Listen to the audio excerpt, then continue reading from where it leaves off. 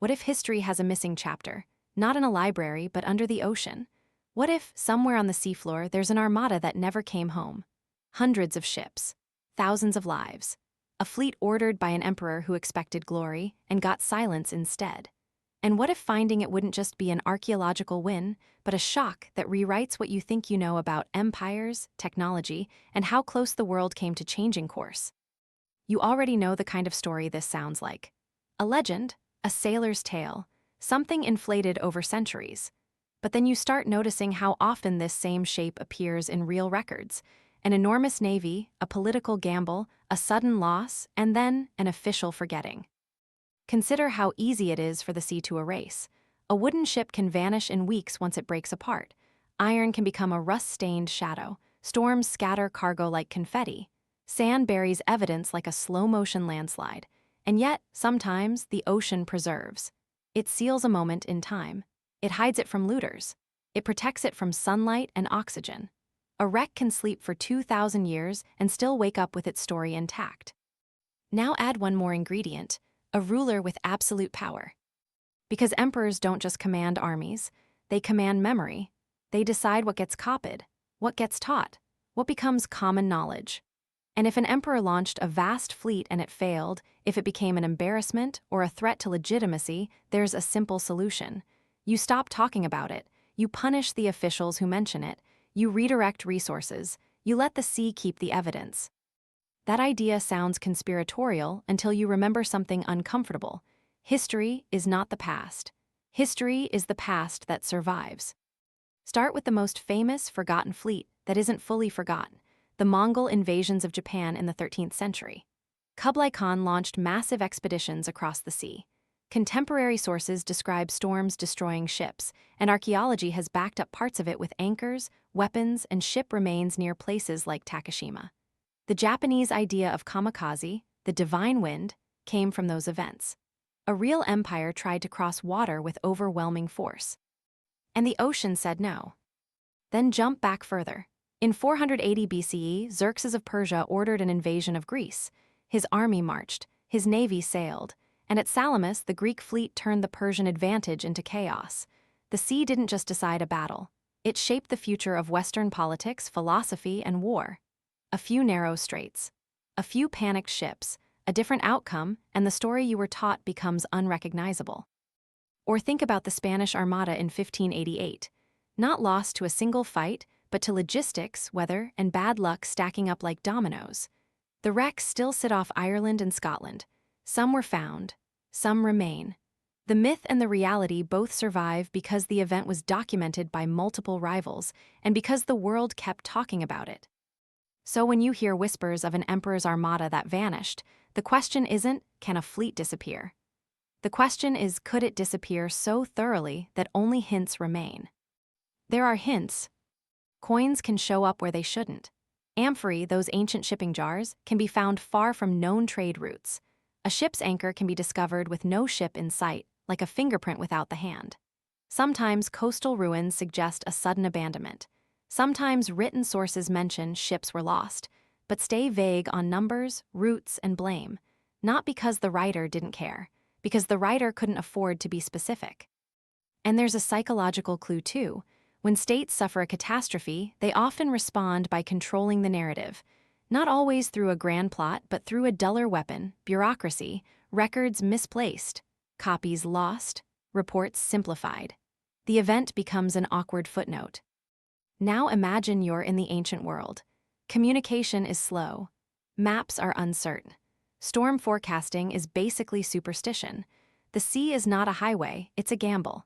If an emperor orders a fleet out, whether to invade, to punish, to impress, or to chase a rumor of wealth, he's sending a message to his people: we are unstoppable. If the fleet comes back, it's propaganda you can sail. If it doesn't, it's a crack in the myth. This is where the mystery starts to tighten, because more than one emperor in history ordered huge naval projects that pushed the limits of their era. Some are well documented, some are not. Julius Caesar built fleets for his campaigns, including the invasion of Britain. Caligula built bizarre, enormous barges on Lake Nemi, later recovered in the 20th century before being destroyed in World War II. Rome fought the First Punic War largely at sea and lost entire fleets to storms more than once, events known mostly through later historians like Polybius.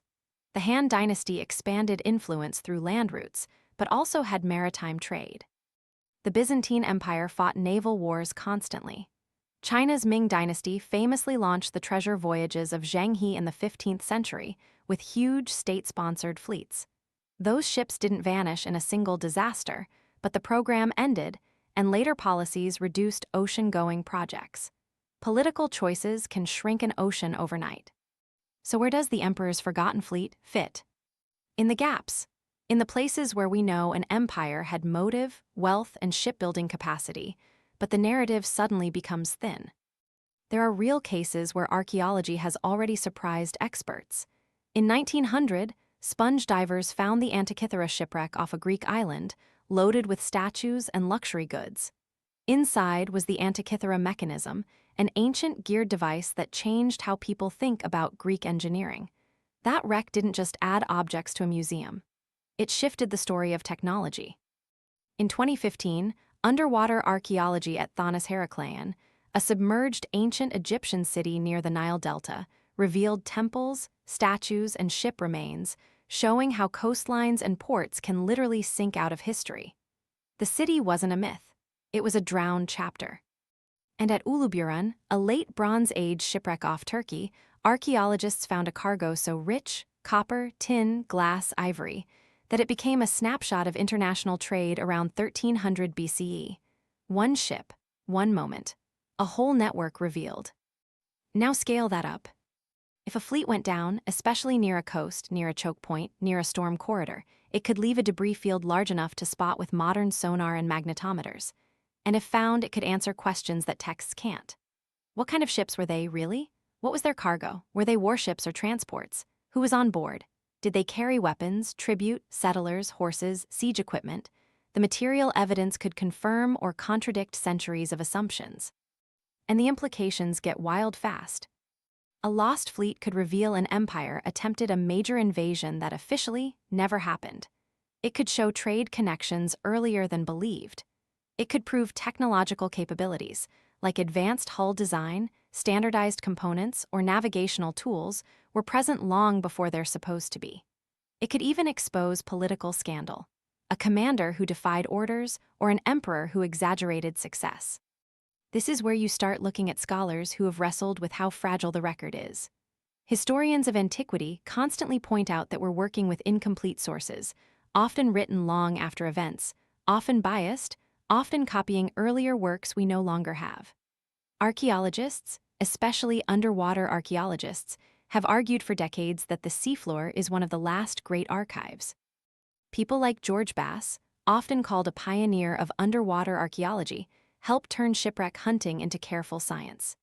Institutions like UNESCO have pushed principles against looting and for preserving underwater cultural heritage. And projects using side-scan sonar, remotely operated vehicles, and photogrammetry have made it possible to map wrecks in detail without touching them. In other words, the tools exist now to test stories that used to be untouchable. But here's the twist you run into when you go from mystery to method. Most lost imperial armadas aren't hidden because someone perfectly erased them. They're hidden because the sea is big, and because claims about huge fleets are often exaggerated, misunderstood, or built from later storytelling. Ancient numbers are notorious. Writers used 1,000 ships the way people today say 1,000,000. Sometimes it means many. Sometimes it means more than we could count. Sometimes it's propaganda. And even when a disaster was real, the simplest explanation is usually the strongest. Storms, supply failure, disease, navigation limits, and the brutal reality that pre-modern ships were vulnerable. You don't need sabotage. You don't need secret maps. You need wind, reefs, and bad timing. There's also the uncomfortable point that a fleet-changing history requires more than its existence. It requires intent, capability, and follow-through. Empires attempted grand projects all the time. Many failed for reasons that don't create a neat alternate timeline. A fleet can sink and still not be history-changing, because maybe it was never going to succeed anyway. And experts tend to be cautious because archaeology is slow. A few anchors don't equal an armada. A wreck's nationality is hard to prove without inscriptions or distinctive construction. Artifacts move. Sites get disturbed. Wrecks can be reused, salvaged, or scattered. The ocean doesn't preserve a clean narrative. It preserves puzzles. So you end up in a strange middle zone. On one side, the romantic hypothesis. An emperor's massive fleet vanished, was deliberately forgotten, and if you find it, you unlock a secret version of the past. On the other side, the mainstream view. Shipwrecks are common, record-keeping is messy, and most gaps are just gaps. But neither side fully closes the case. Because even if you accept the mainstream explanation, you're still left with the fact that one discovery can reshape what's possible for an era. Antikythera did that. Uluburun did that. Thonis Heracleion did that. And there are countless wrecks still undiscovered. And even if you distrust the romantic version, you can't deny a political reality. Empires curate their image. They celebrate victories and downplay disasters. That doesn't require a grand cover-up. It only requires incentives. And incentives are everywhere. So here's the final conflict you're stuck with. If the fleet is out there, you might never find it because the ocean is the best thief ever invented. If it isn't out there, the search still matters, because it forces you to confront how much of what you know is simply what survived. And if you do find it, if sonar lights up a line of shadows, if an ROV reveals timbers and cargo, if an inscription ties it to a ruler you thought only ruled on land, you won't just be looking at wreckage. You'll be looking at a decision, a gamble made by someone powerful enough to treat lives as pieces on a board. History often feels inevitable when you read it backward. Empires rise, empires fall, borders shift like tides, but the sea reminds you how thin that inevitability really is. A storm on the wrong night can erase an army. A lost fleet can cancel an invasion. A drowned cargo can delay a technology. A vanished expedition can leave a continent unknown or a rumor untested for centuries. And maybe that's the real reason the idea won't let you go. Because somewhere beneath the waves, whether a grand armada exists or not, there is always evidence of plans that failed. Futures that almost happened. Worlds that were close enough to touch, then swallowed without witnesses. You live in the timeline that floated. And the ocean is still keeping the others.